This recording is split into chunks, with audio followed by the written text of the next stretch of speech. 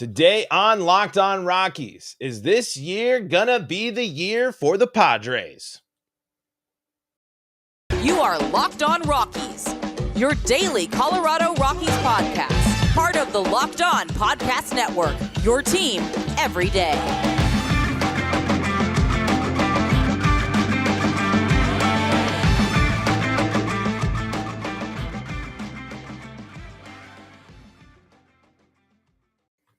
Rock on Rockies fans, welcome into the Locked On Rockies podcast for today, the 9th day of June. I always want to say January. I don't know why. I'm Paul Holden, your host of the Locked On Rockies podcast, bringing you your Rockies talk every day. I am your Rockies fan extraordinaire, proudly part of the Locked On Podcast Network, your team every day, and happy to be your first listen of the day. Today on Locked On Rockies, we are looking ahead and previewing the series with the one, the only Javiar Reyes of Locked On Padres. Let's bring Javiar on right now. Here he is. There he is, the man, the myth, the legend, the one, the only Javiar Reyes of Locked On Padres. Welcome in, Javi. Good to talk to you again. It's been far too long. It has been, Mr. Paul Holden of the very illustrious Locked On Rockies podcast. It's been a while. The last time we talked was our preseason roundtable thing, in which you, quite frankly, just decided to attack me, even though I wasn't the enemy. You know, it's been widely discussed that Jeff Snyder is the villain over at Locked On Dodgers of all of Locked On. I would even say all sports. I would say all of the different shows that we have with the MLB and the NBA and NFL, the biggest villain. Yet you came in here taking some shots, and yet we head into this big smackdown clash. And look who's looking a little bit silly now, Paul. Who is it? Not me. If you look back on the round table and you look at the standings now, I am the silly one. I was a little bullish, but hey, I wasn't expecting the Rockies superstar to go down on the IL after sleeping on a bed wrong and being out for basically all of the season at this point. The biggest acquisition the Rockies have made in quite some time. But let's start there.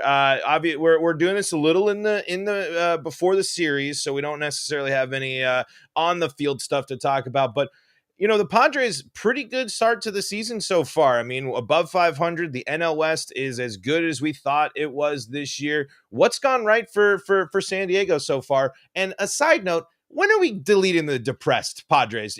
The Padres are good. Get rid of this. Enough of this. The Rockies lost over half of their games in the last 40, and you don't see me over here changing the Twitter name to depressed and then keeping it when my team's off to a good start. Yeah. I actually had put this out there where I'm like, at some point, I wonder if I have to get rid of the depressed Padres moniker thing. But here's what I'll say is why I'm keeping it, because right now, it's kind of worked. It's not only that has worked, keeping it locked on depressed Padres on the Twitter, of course, at @LO_Padres for everybody who wants to follow, but also because I also don't do the naming of the Padres first baseman. Both things, I mean, the latter has slowly stopped working a little bit. He's been a bit of a slump for now, but in general, it's been kind of helpful. So I think I'm going to change it back as soon as what the kind of the genesis of that name change was, which is Fernando Tatis Jr.'s injury. I think that once we get there, then I have to put it back, because you got to celebrate that the guy is back. That is what originally made it be Locked On Depressed Padres. But you're also 100% right. The Padres, considering admittedly a lot of bad mojo heading into the season. A ton. I would say the most out of any team that had the dark cloud above them. It was the Padres, and then the thunderstorm happened when Fernando does a front, falls off the motorcycle. Yeah. The motorcycle, and I guess he thought he was Arnold in Terminator 2 or something, right? I don't know what was going on with my guy there. You have that. You have Blake Snell and Mike Clevenger starting the season on the IL. You have the fact that everybody's looking around at this roster and being like, oh my God, what is going on? The Padres first baseman being rumored and trying to be traded, almost gets traded to the Mets, which I talked about this week on a podcast, which everybody could check out. All that bad mojo, yet they come out clutch hitting. A few guys stepping up, not many. And Manny Machado, why I think he's the MVP this year, because I think most people are in agreement, because they needed it. they could not have afforded him to just be good, right? A 3.5 WAR type of player. They needed him to be awesome, and he delivered from the start. And he's still playing great defense, and he's hitting balls out of the park, even when those dorks over in Milwaukee are booing him. Right? He just knocks one out of the park. Right? He's been fantastic, and then obviously Padres starting pitching has been great too. But Machado is easily the story for the Padres so far.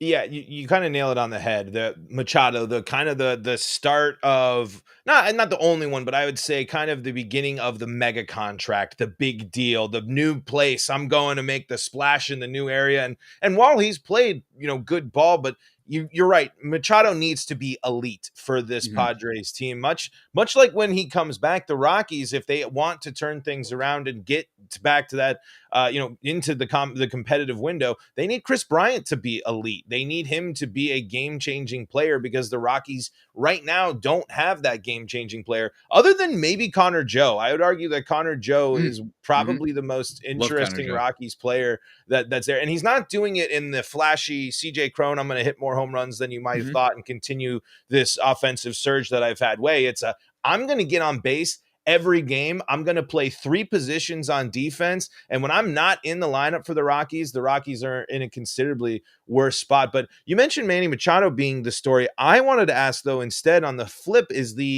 maybe the subhead, the lower down on the front page of the Padres, Yu Darvish? Oh, Yu Darvish, man. I mean, but after at the time recording this, it just happened. He had a great, I would argue, his best start of the season against one of the best teams in baseball, the New York Mets, shutout. It was the second time the Mets had been shut out all year. He did not fall behind in any counts. It was, I think, his first 3-ball count came in like the last inning that he was pitching. So that was awesome. Darvish is the way I would describe the Padres rotation, which is kind of what I was hoping for this year, was not necessarily that they would have your, Corbin Burns, that they would have your Scherzer, that they would have your Buehler, even though he hasn't been as good this year, that they would instead just have a rotation of all B pluses. And that's kind of been the case, except that, and I got it right before the season, the reason why I like the Padres rotation a little bit better than other rotations in the division was because of the wild card. And I think arguably the biggest X factor in this division, which was Mackenzie Gore. And he came in and has been light years better than I thought. I thought he'd just be solid, right? Instead, he's come in here and is a fringe all-star candidate, right? Like, he actually might. His ERA is super low. The fastball plays. It's been awesome to see. And then you've got guys like Manaea, right? Maybe the ERA doesn't jump off the page, all right? He doesn't strike out guys necessarily enough to always offset that, but he's still a really quality starter when you consider that he's like your number 4. You know what I mean? Like, that's the crazy part with this Padres rotation, is you can't just look at individual guys. You can. Joe Musgrove, he's going to get paid. But you can look at the individuals and say, this is why they're winning, because every single guy goes out there and gives them a chance to win. You're looking at WHIP for most of the starters for the Padres, and they're all as Rockies fans, you are dreaming of seeing these WHIP from your 3 best starters. I was kind of talking about this. What was the biggest issue facing the Rockies right now? Was it the lack of starting pitching performances or the Chris Bryant injury? And I think the Rockies' downfall more comes down to the Rockies haven't been able to turn to German Marquez, Antonio Senzatella, and Austin Gomber. And if you can't as the Rockies, that's bad news. Those 3 guys have been the foundation. Kyle Freeland, I think, hasn't necessarily dominated, but I've said multiple times, I think been more unlucky than bad this year. The Rockies being terrible on defense out of nowhere has really bitten Kyle Freeland the most out of all of them. I certainly wasn't talking in the roundtable of Chad Kuhl leading the Rockies rotation and actually being a pretty dang good pitcher. You're talking potential all-stars. People are saying Chad Kuhl might be the Rockies all-star. He's cool as a cucumber. You know what I mean? Yeah, he's been solid. This happens with Rockies pitchers every now and then. It feels like they randomly, there will be that guy. I remember when John Gray first had that like kind of good season, that it just happens when you don't expect it seems like, for the Rockies. But you're right. I mean, that's a really bad development for the Rockies, that Marquez, who a lot of people think out of Coors Field would be great. That has not been the case for the last year and a half, actually, quietly. It was actually funny. His out of Coors stats were also not very good either. So maybe he's just starting to fall off a bit. And then, like you mentioned, the defense, like Ryan McMahon, I'm not going to lie. I thought that was going to be a quietly good deal for the team. That guy who great defense, so offense, but maybe they knew something. You know what I mean? Maybe they knew he was going to take that another leap, to give a NBA comparison, like a Jimmy Butler type of leap when it came to his offense. And unfortunately, that hasn't quite happened. And also, he's just making errors out of nowhere. So Rocky Land, I imagine, man, hasn't been the best of lands to inhabit currently. No, it's honestly, it's been terrible, and you can. It's like I hate to just put it to sum it that up, but it has been. It's what are the Rockies doing? Ryan McMahon should have won the Gold Glove last year. I really do believe that Ryan McMahon had better defensive stats than Nolan Arenado did last summer. But now, throw that out the window. I mean, you ain't even going to sniff even top 3 in terms of Gold Gloves finals, which is a massive setback for Ryan McMahon. Unfortunate, because the Rockies defense has cost them games. They haven't been able to keep it close. The free opportunities the Rockies have given this year are very costly, especially when the bullpen does start hot, but that was, everyone knew, if you actually followed the Rockies and knew that Rockies bullpen, you knew the hot start wasn't going to last for them. It was the offense needs to continue this up, and you need to keep some of the starting pitching started the year great, but it's just downfall. Austin Gomber had a couple of good starts early year, and Herman's first start against the Dodgers was dominant, but those issues compounded with the defensive issues that are not just a problem, they're a massive issue for the Rockies this year and have really cost them games. That's a big difference. And when you're in the NL West, you can't be doing that. I mean, when you play, I always say, and we'll see this year, because this is the first time that we've matched up with the Padres to see what these two teams look like. But when you play the Giants, especially, you cannot give them free opportunities. Anytime you give the Giants a free runner on base, some guy you've never heard of is going to hit a double in the gap, and they're going to beat you by like 6 runs. And the Rockies have been doing that far too often, especially against bad teams. When you're a bad road team and you have a road trip that takes you to Washington and Pittsburgh, you got to go on that road trip and win most of those games. And that's just not what the Rockies were doing. But folks, if you want to stay fueled up, ready to go to win your next outing, well, why don't you get yourself a Built Bar? And hey, if you're like me, you love a good chocolatey, chewy brownie. What about a caramel brownie with caramel swirl on top? So delicious.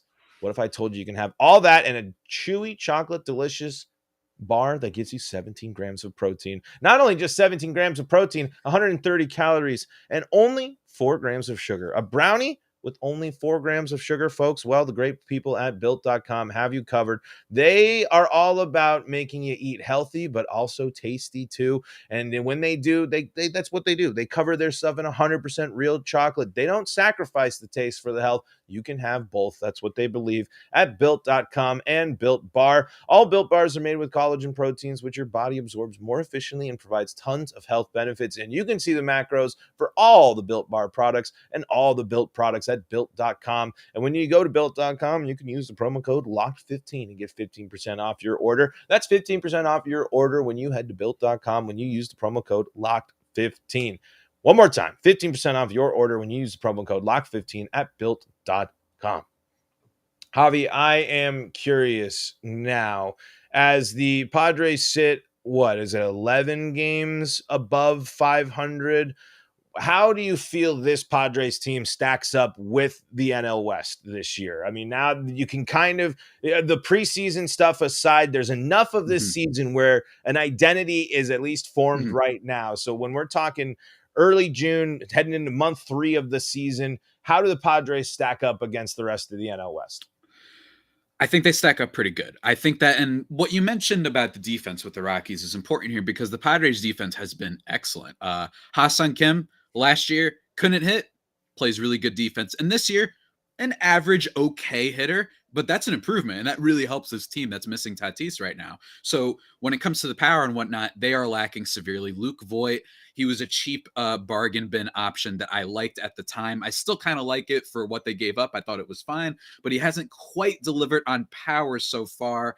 But for the most part, I mean, their defense has been great. And Jurickson Profar, has been a great revelation. One of the better leadoff hitters that the Padres have had in a few years, dare I say, to be quite honest with you. He's been awesome, and he's been really good in the outfield. And I think that was something the Padres kind of underestimated. I mean, Tommy Pham had like -7 defensive runs saved or something crazy like that last year. That Profar, I'm not going to say I expected this plus level of defense, but I kind of forgot to remember that I know he's at least better than Pham and won't actively be a liability. You know what I mean? And that's really helped them a lot. And he's been big. He's hitting for a decent amount of pop too. That's been awesome. Jake Cronenworth as well. So just overall, really good defense is helping. They're not making a lot of dumb mistakes, which is something that can happen to them fairly often, especially in the second half of last season.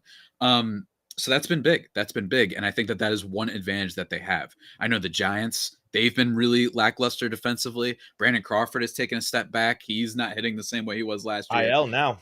Yeah, and now he's on the IL. Brandon Belt's on the IL. I don't know if he's on the IL. I should say day-to-day, at least of recording this morning. Yeah, maybe. I know Brandon Belt is. Belt is on the IL, but like, hey, that Giants team, I still fear a little bit. I think they've also been a little bit unlucky. I think Alex Cobb has been one of the most unlucky pitchers in baseball. But I will say, I was bullish on the Giants. I was like, look, it's a 107-win team. Even if they decline, guys, what if they just decline to like 93 wins? That's still a good team, right?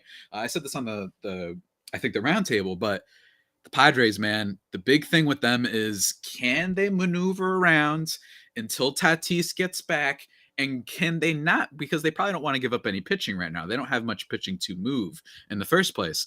Can they get a really quality outfield bat? You know what I mean? That's the big question with this team. And can they address the bullpen? Can they do that?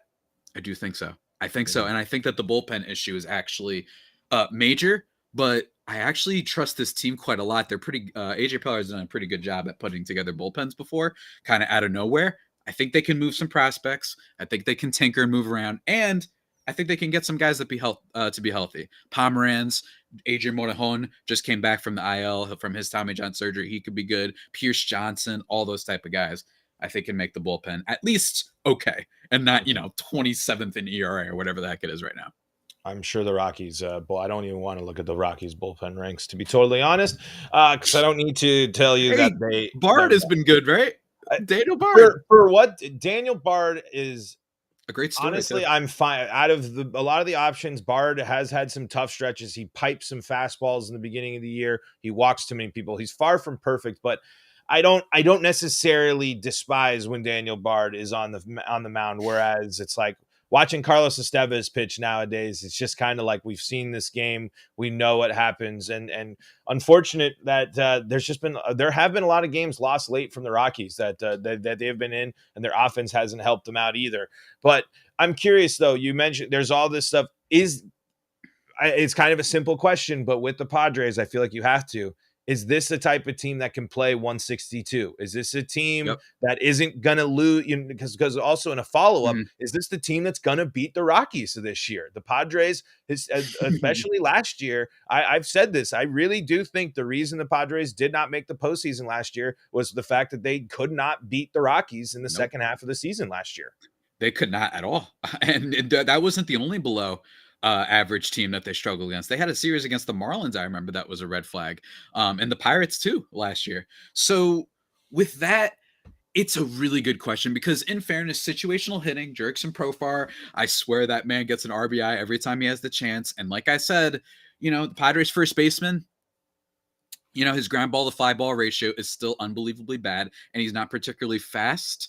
So there's a regression that is to be expected. My hope was that it wasn't going to be an extreme regression. It has been pretty extreme so far. He's been really, really bad, basically ever since that first month when he was like an MVP candidate. But can he just be okay? A little bit better. He hits a little bit better against lefties, maybe. But that's the big thing, right? Is their offense so lackluster that you can't at some point, right? Unless you're that Seattle Mariners team from last year, right? That the clutch factor is just not going to be able to carry you for an entire season, right? Maybe it could carry when you're in the postseason. That happens all the time, but I don't know. I think that we're going to have to see. I think that their farm is actually a little bit better than some people think. So I think it's possible, everybody's talking about Andrew Benintendi. Everyone's also talking about Joey Gallo because he might cost, a bag of potato chips at this point. I don't know. We'll see about that. And then Austin Hayes, maybe out of Baltimore. There are some options out there that you can find. I feel good that they can get these like buy low, not super expensive. They don't have to trade for Brian Reynolds. You know what I'm saying? They don't have to trade for some supers. They don't have to trade for Juan Soto. Rumors that I personally don't even really believe. To be perfectly honest with you, I'll believe it when I really, really see it. Teams reportedly interested in Juan Soto. Whoa! Yeah, right. You know like, what I mean? Like, yeah, whoa! sign me up. Sign me up. It's like, so the baseball rumors about like team interested, I take those with a grain of salt. But yeah, man, I think that they can absolutely hang, and that's what it's going to take to beat 162. It's a great, and it's not a diss either, because they did fall off last year. Darvish, you didn't have Clevinger last year. You had Blake Snell. When he finally got good, he heads to the IL. You didn't have consistency. But this year, I do have a little bit of a vibe that Musgrove, Gore, right? Although Gore, innings limit, we're going to have to see how that happens. So we're going to see how they adapt at the deadline and whatnot. It's going to be really key the next month or so of Padres baseball for sure.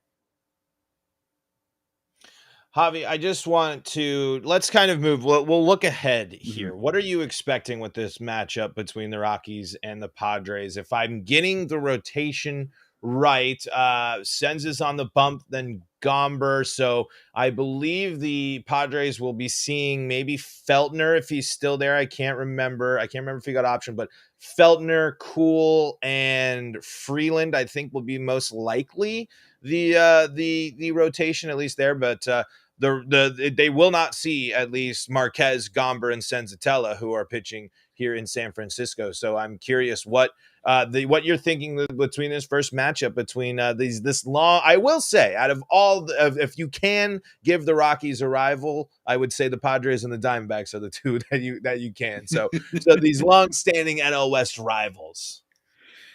Oh man, and the other thing is we got a nice juicy doubleheader to look forward to on Saturday too. I used to hate them, then I liked them again, then I hated them. Look, I really like the 7-inning rule, guys. Come on, it was please cool. Bring it back. What are we doing, guys? Just especially because the Rockies are so bad in game one of doubleheaders. The Rockies are going to hit the ball twice and they're going to give up 13 runs, and you're like, great. Turning to the bullpen in yet another doubleheader. The Rockies have played like 6 doubleheaders in the past like month. It's felt like. Yeah, it's just it can be pretty tough. And for me on the West or the East Coast, that 10 o'clock game is going to be pretty brutal for me. But you're going to see Mackenzie Gore for the first time. You're going to see Joe Musgrove. That's not going to be fun for you guys. We'll have to see, though. I don't know, because it depends on how they feel about Clevinger. They might use Nick Martinez to piggyback again, which is what they've been doing plenty of times. They even used Gore, but Gore has been so good that they're just giving him the start, from the beginning. Maybe you'll see a little bit of Adrian Morejon action. He is a little bit of a starting pitcher anyway. So monitor that. And Nick Martinez also, don't sleep on him. Not that bad, especially when you consider he's kind of a back of the rotation guy. Nasty changeup.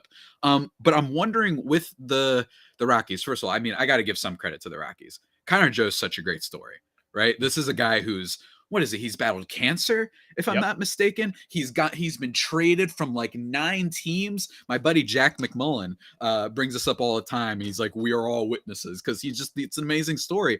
And like you said, quality batter, right? I do have to admit there is something about this Rockies offense that is, don't sleep on it, right? Like I still kind of have some faith in Ryan McMahon. Brendan Rodgers has been really hot. Chris Bryant, though, has been the big thing. But who do you think is kind of a bat on the Rockies that maybe Padres fans should know about that maybe they haven't been paying attention to? Well, I think you nailed it there. One thing I think we will see will be a battle of the Crone. We'll probably see a lot of Crone zone. Oh yeah, action. The battle of the Crone. That's so good. I forgot about that. So of course the Rockies' big power hitting first baseman, which he's been great, but you nailed it. Brendan Rodgers is the guy to watch there in this series. NL Player of the Week last week. He an abysmal start to the season. People are saying, "What are we going to do with Brendan Rodgers? Are we sending him down?" He's the type of guy, just wait. And what does he do? He goes out, Player of the Week, and he's been a key contributor. The Rockies' offense on paper is good, especially when you remember that you take Sam Hilliard out of the lineup and you replace him with Chris Bryant. That's how this Rockies lineup is supposed to look. but you're not obviously going to have that here. I don't know when Chris Bryant's going to return. No one really knows at this point. I said mid-June, but we're getting close to mid-June here.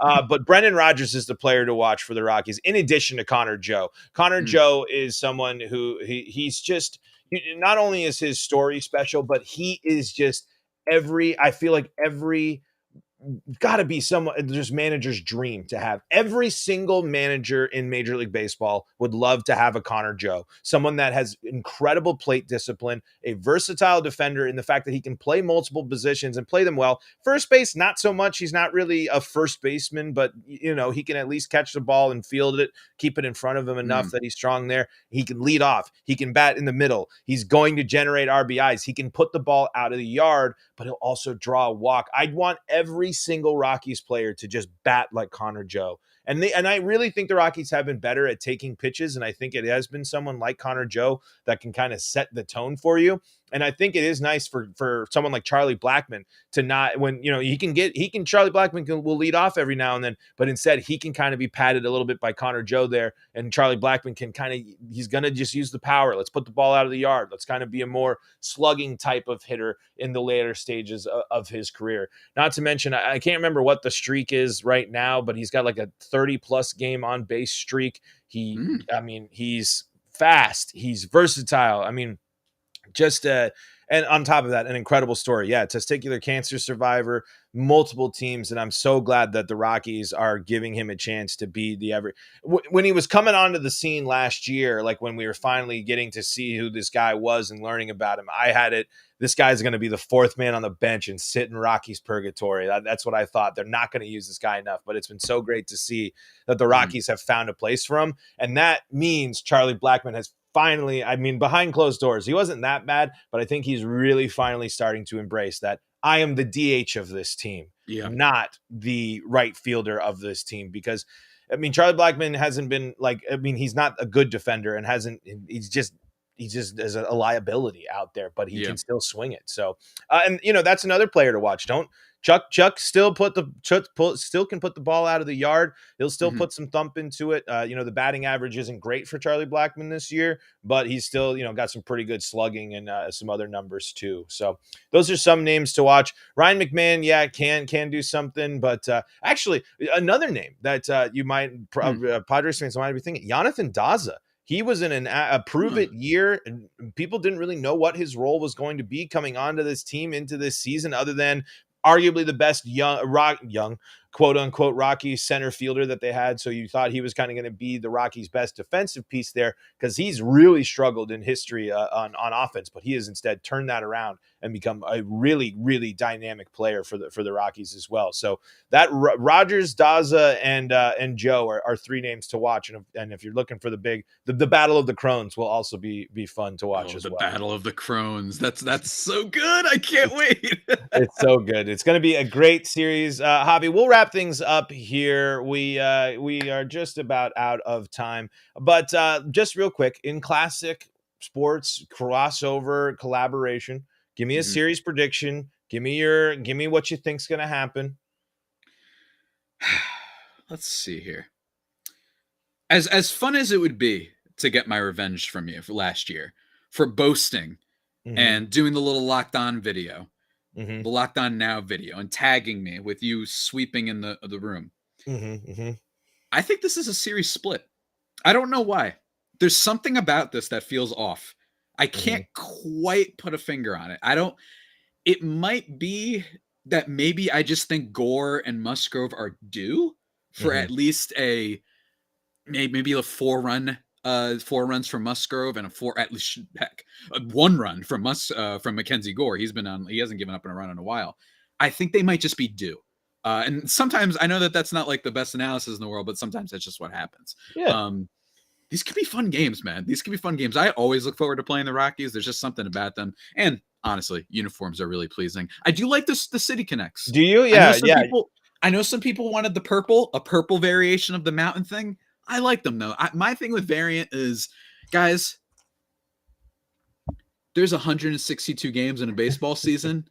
I will literally take anything that's different. You know what I mean? Like, right. If it's different, I'm just kind of like, cool. You know, like it's not that offensive. If you don't like it, it's like, oh well, this is the new thing today. I can't wait for the Padres City Connects to come out. That's, I believe, in late June is when we can expect those. But yeah, Yeah, that should be fun. it's a cool look. And guys, that purple variant, give it 2 years. Come on. They're going to sell these ones out and then they'll do the refresh in the purple and that's what you'll get. I don't like the hats. I don't like the logo. I don't like the logo. I like the hat look. The logo, I can't get behind it. It looks terrible on the score bug too. But the green, I think the green's sharp and I do like the look. I'm all for them. But I think you're right. If the Rockies can win this series in San Francisco, there's no reason they can't at least hope to ride some momentum to go in there and split this series and try and get a series win with against the Padres. Because I dread playing the Padres a heck of a lot less than I dread playing the Giants and the Dodgers, and just because the Rockies seem to have more of some confidence when it comes to playing the Padres. But Javi, for those that want to follow the Padres, they want to follow you because you're not only doing Locked On, you're doing a heck of a lot more than that. Where can they find you? You can find me on Twitter at Javipeno, JAVIIPENO, or at LO_Padres, which is where I live tweet all the games from. My personal account, I'm tweeting about whatever the heck, movies sometimes and blah, blah, blah. And check out Just Baseball. It's a site that I contribute to and write a bunch of stuff. Great website. Go check that out. And yeah, that's pretty much it. And I'm also on YouTube, so be sure to check that out if you want to see whatever shirt I'm wearing, whatever hairdo I have. Feel free. It's an upgrade in set because when we first did our first crossover, it was the bedroom set. Now you're in a much more studious library type setting. Exactly. There. I've read every single book. It's true. Yeah, I'm sure. I would say, I bet you if you pulled one of them off right there, you could tell me all about it. But hey, for you Padres fans, I'm Paul Holden. You can find me at Paul Holden 33 at Rockies for the show. Locked On Rockies on YouTube. If you subscribe on YouTube, you're helping your Locked On podcast hosts a huge amount. Those subscribes on YouTube are massive for us. So folks, even if you want to just check out the shows on your favorite streaming service, hit that subscribe button still on YouTube. It is a big time help for us. And Javi, again, thank you so much for the time. It's been a blast as always, my good man. Got to play a Mario Party game at some point. That's all I